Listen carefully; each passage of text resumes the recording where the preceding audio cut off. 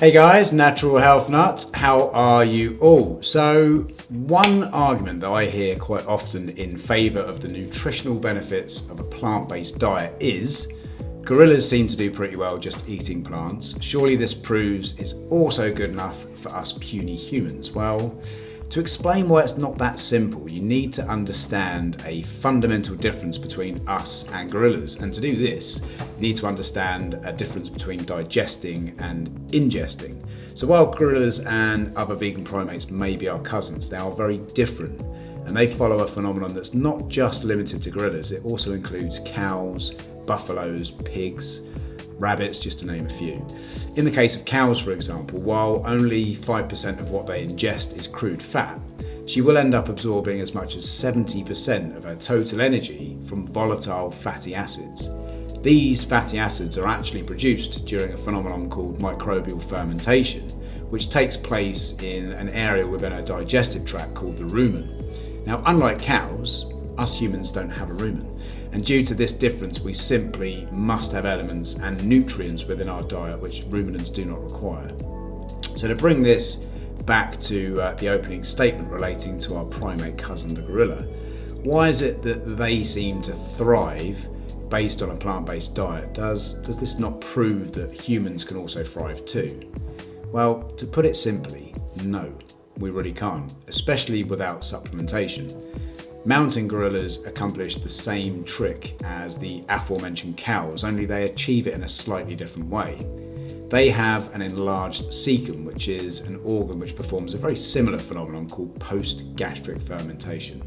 This process alone isn't actually enough for the gorilla to consume sufficient nutrients, so they complement this further by practicing a rather unappetizing method called coprothagy, namely they eat their own shit. I've said it. There's also another gaping fact that so many plant-based advocates seem to kind of overlook with this claim.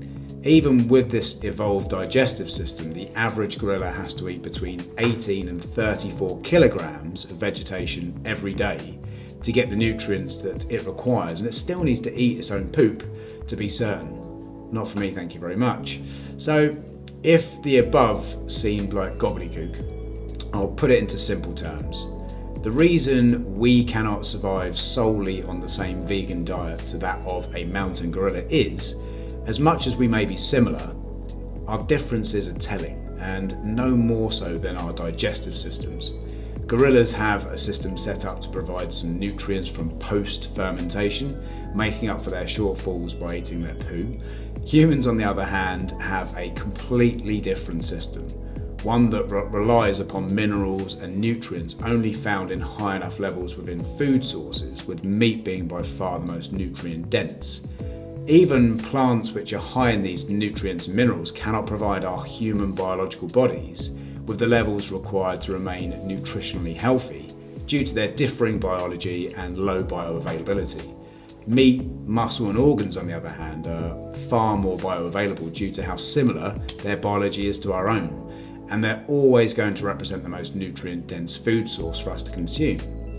While a lot of this may seem like lies, it really is time to break away from the indoctrination and research this for yourself.